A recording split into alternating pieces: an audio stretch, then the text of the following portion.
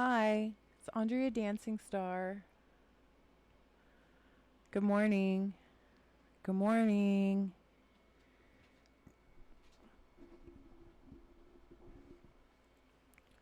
Good morning. It's Andrea Dancing Star. Hi. I'm still waking up, so I'm being kind of goofy, kind of slow. I'm trying to keep pets happy, trying to keep them from walking across the computer screen.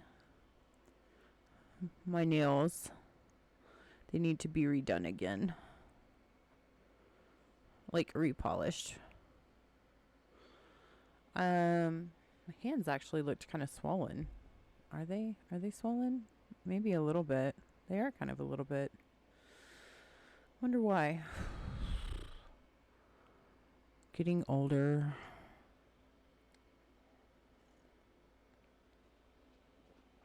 Um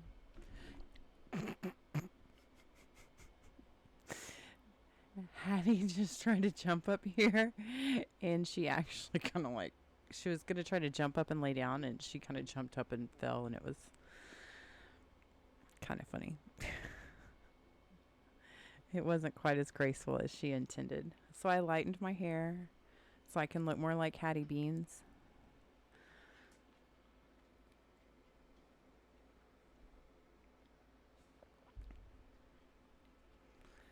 I'm going to I'll read tarot in a little while, but right now I think I'm going to do this thing where I read out of the Bible because some people really liked that. So, again, I don't ever pick something. I just open it up and let's see what it says. So I opened up to Numbers. Stop. Don't think about it.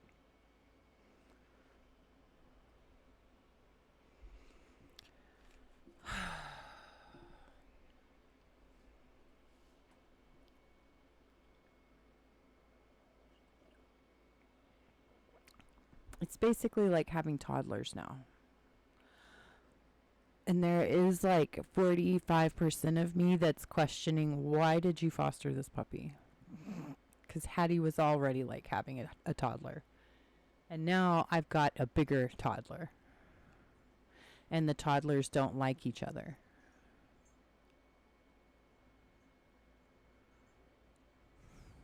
But I do love dogs. And I do love cats. And she really is a sweetheart. So, and she's gotten a lot happier and healthier since she's been here. Already, I can tell. I can see it. She's gained weight. She plays. We've done shower baths and gotten all of our hair brushed. Got a whole bunch of matted stuff out of her hair. Yeah. So, oh, it's a heart. It's a heart. So, this is Numbers, the cloud and the fire. Now on the day that the tabernacle was raised up, the cloud covered the tabernacle, the tent of the testimony. From evening until morning, it was above the tabernacle, like the appearance of fire. Like the appearance of fire. So it was either fire or it looked just like fire. What would look just like fire? I read some theories and watched some shows on theories about the tabernacle, and about like the Ark of the Covenant and how it's possibly like nuclear energy, like a nuclear power source. And that's why people died when they got so close to it, you know?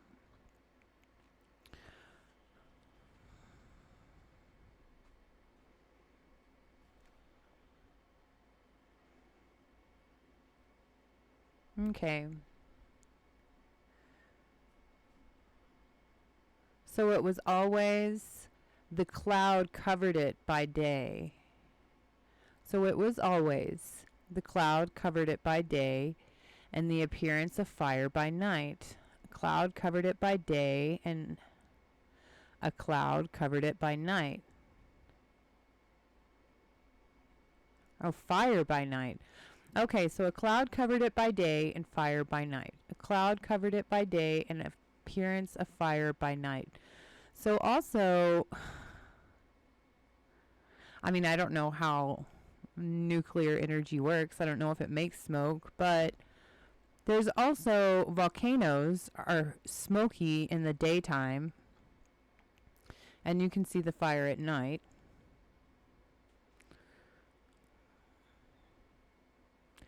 Whenever the cloud was taken up from above the tabernacle, and after the children of Israel would journey, and in the place where the cloud settled, there the children of Israel would pitch their tents. At the command of the Lord, the children of Israel would journey, and at the command of the Lord they would camp. As long as the cloud stayed above the tabernacle, they remained encamped. Even when the cloud continued long, many days above the tabernacle, the children of Israel kept the charge of the Lord and did not journey. So it was, when the cloud was above the tabernacle a few days, according to the command of the Lord, they would remain encamped, and according to the command of the Lord, they would journey. And so it was, when the cloud remained only from evening until morning, when the cloud was taken up in the morning, then they would journey.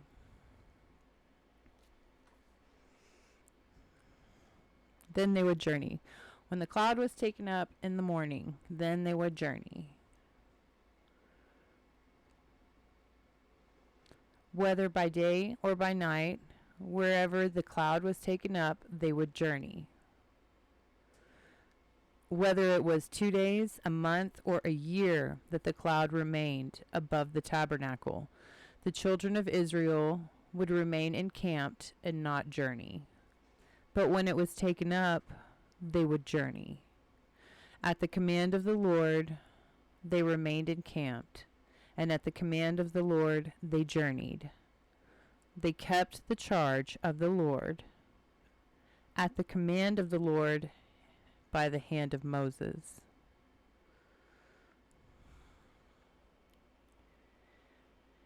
And the Lord spoke to Moses, saying, Make 2 silver trumpets for yourself.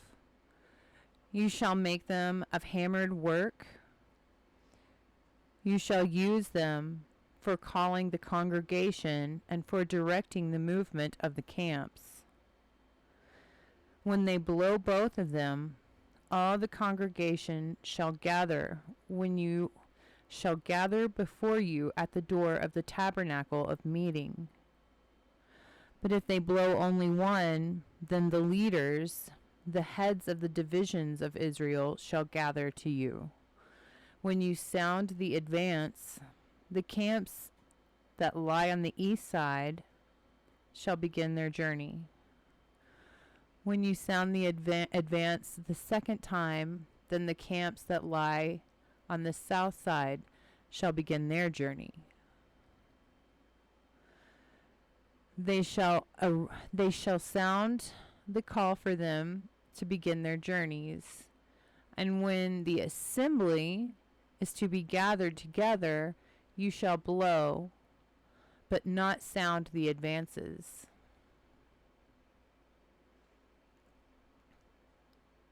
The sons of Aaron, the priests, shall blow trumpets, and these shall be to you as an ordinance forever throughout your generations.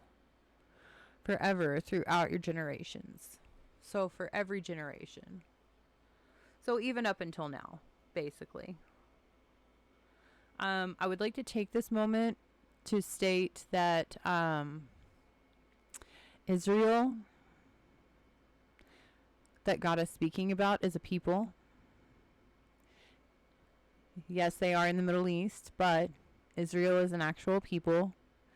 It's not a piece of land, not a place that is famously, infamously in the news right now. It's a people.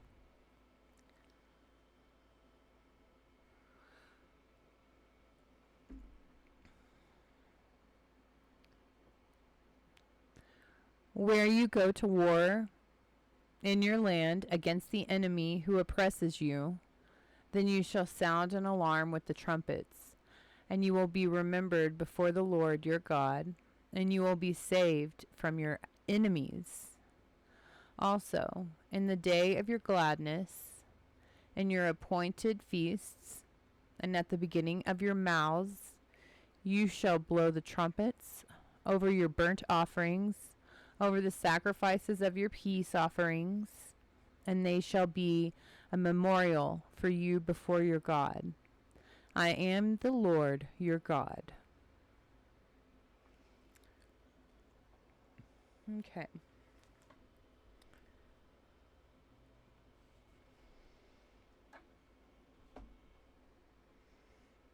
Okay.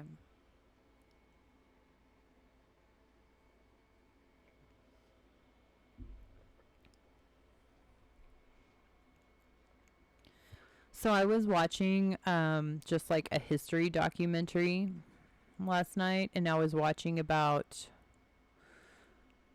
well, basically the history of Akkad, Akkad. So this would be like, I feel like this is before the Sumerians was Akkad. Like Sargon, when they were showing depictions of him, and I'm just now realizing after I read that they're in the desert for one, and there is a man dressed in like toga like robes, which is Sargon, in the depictions. And there are people behind him blowing trumpets. And then there's also a person with like a big feather fan, you know, like fanning him because it's hot. I didn't really see a tabernacle or anything. I mean, there was obviously a very large, I can't think of what it's called right now. They're like these big stone buildings. They have names. I just can't think of the name right now.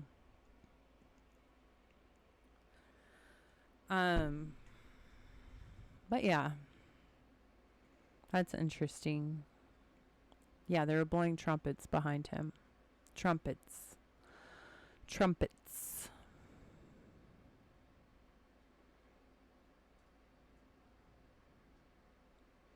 I don't know. Do y'all think something crazy is happening, about to happen?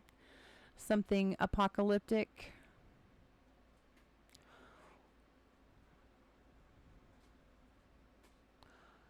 I mean, part of me kind of does, but then also, I'm not going to lie, part of me kind of is like hoping something epic is happening, because I think the world is really crazy the way that it is, and the way that it has been for a very long time. And something's got to give, you know?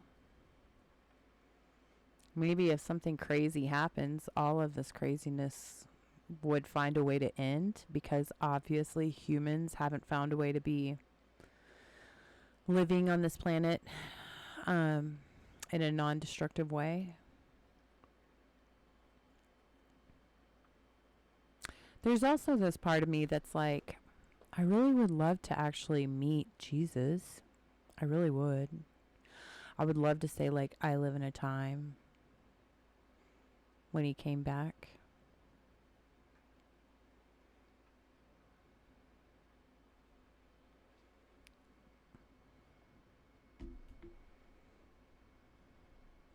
But then part of me kind of thinks that the media makes a lot of money, and like Hollywood makes a lot of money, and a lot of people make a lot of money on fear, off of fear. enough of chaos. So they've technically been saying like the world could basically end since 2012. It started with the 2000 switch, you know, oh my gosh, all the computers are going to shut down. Everything's going to go wrong in the world. It didn't. 2012 came and went. We're all still here. The eclipse, the world was going to end. I mean, we're all still here. So, do you really think that something's going to happen? Or do you think that, like, the mainstream media, not even mainstream media, shit's like everybody is talking about it now because it makes money. It generates clicks and likes. Because people like to be scared, because people have been shown every single other thing, and the only thing that gets them feeling anything else other than stress and anxiety is that adrenaline rush of fear. And also, people are probably, like a lot of people are probably a lot like me. Like, they've been seeing the world being kind of like a hell on earth for a long time, and they're wanting to see a change. They want something different. They want something to happen because they want it to change.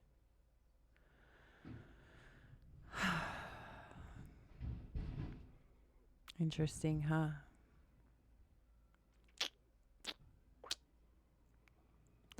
I mean, I kind of think I follow a lot of like religious people.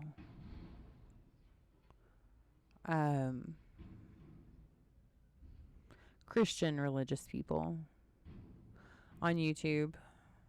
And even the majority of their channels are like full of the fear hype. Full of the fear hype. Well, that's great. I mean, the fear hype, yeah. I guess I get it. You need to make some money. And that's what gets people to click. Is fear, desperation. The end is nigh. But I mean, they've been saying the end is near for a long time. I mean, I guess if you want to get really technical, every single human being's end is kind of near, because if every single human being will die, you know? You never know when that's going to happen. You never know when your time will come. So, I mean, it's kind of true always for everyone without being applied in an apocalyptic sense. But basically, my point is, I was watching a show. I mean, my point is the end really near? Or has it been the same kind of near that it's been for like the last 1,000 years? Because they're talking about the end is near in like the Old Testament and the Bible.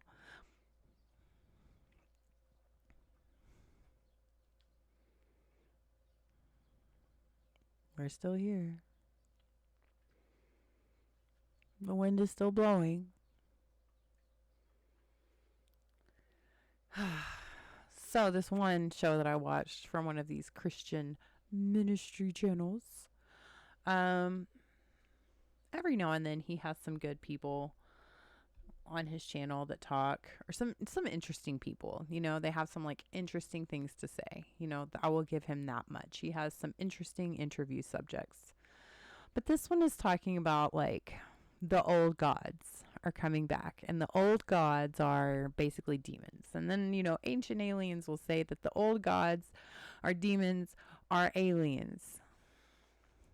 I mean, who is really right? They may all be right, you know? That may be very well and true. I don't really care, because I believe in God and I believe in Jesus, and that's where I'm going to put my faith. You know, old gods and demons may be extraterrestrials, but I could give two shits what they are. They're dark. They're not Jesus. So there we go. That's where in my mind, that's where it all ends. But the whole topic of this like 18-minute video was The old gods are returning. And I've seen a few people mention this in like their titles and headlines. Okay. So they're returning. Like you're gonna try to tell me the world hasn't been full of evil up until now? Really? You think they're just now getting here? Okay. Right on. They've been here for a hot minute. They've been here for a hot minute. The title, though, generates AdSense revenue now. It's very popular. It's very trendy. I mean, and I like money. I'm not going to lie. Money buys me food. It pays rent. It puts gas in my car. It pays for my doctor bills. It buys the puppy and the cat some food. It buys me clothes when I need it. It buys me canvas and painting supplies. You know, it pays for my car. It pays for my insurance, prescriptions. It pays for all these things. If I want to ever go to the movies, which I never do, but I love the movies, it pays for that. I love money. But I get kind of like irked when people use fear tactics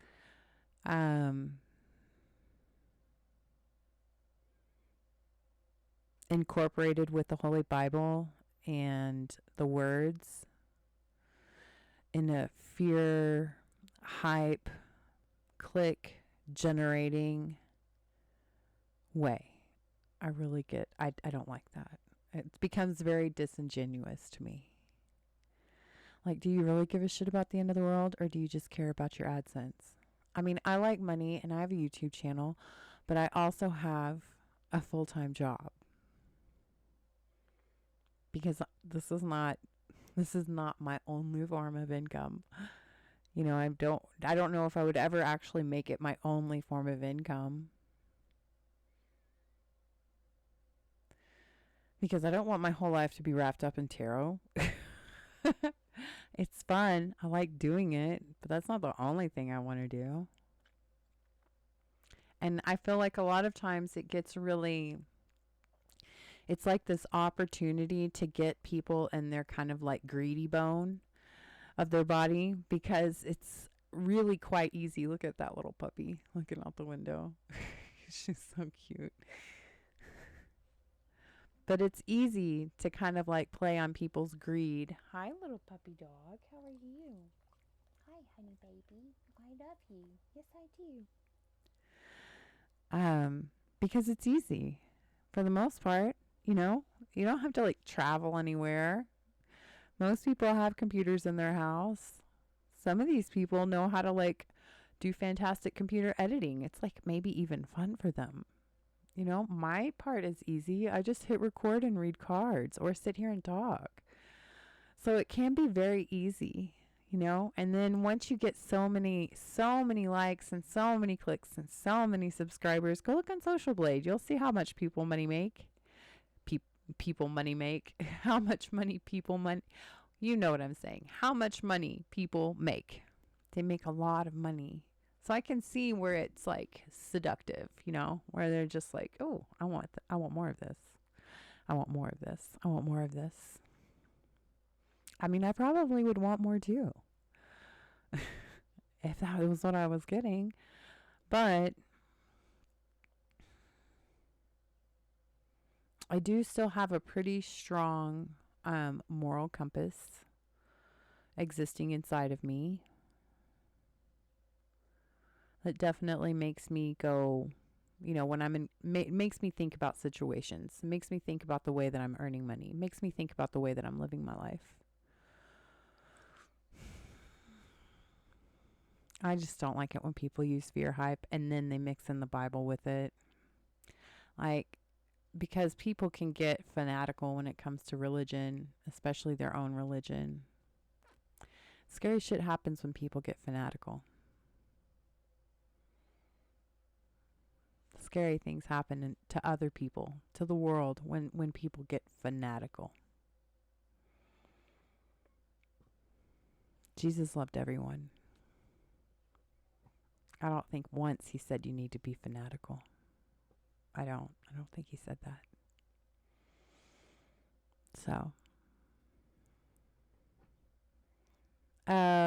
if you've been here for this long, I want to say thank you very much.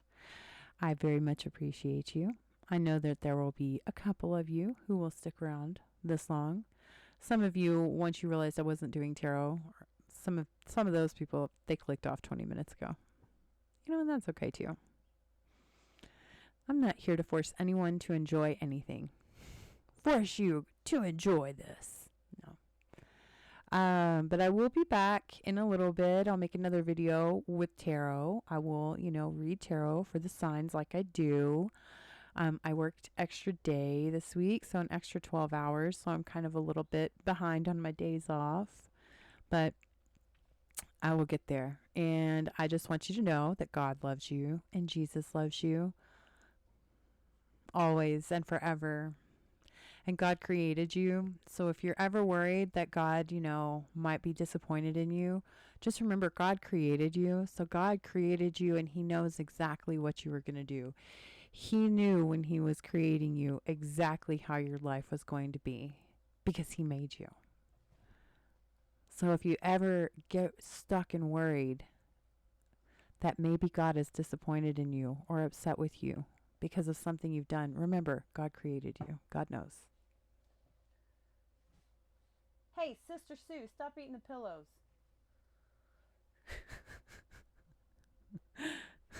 She's like, oh shit, sorry. Hi, puppy dog. Will you stop eating the pillows? Will you stop eating the pillows? I love you. I love you. She's a good girl. Okay. Okay. I will see y'all again in the next video.